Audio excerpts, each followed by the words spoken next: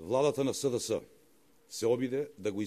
испроблематизира одржувањето на Суперкупот со наводни недостатоци околу градбата на стадионот, сакајќи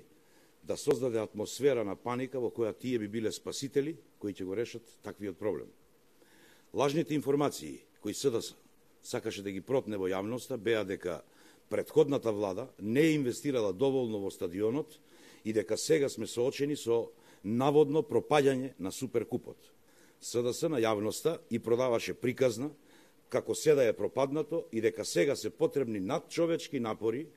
и милиони евра за да се спаси Суперкупот, за на крај да се испостави дека проблемот кој се обидуваа да го прикажат како огромен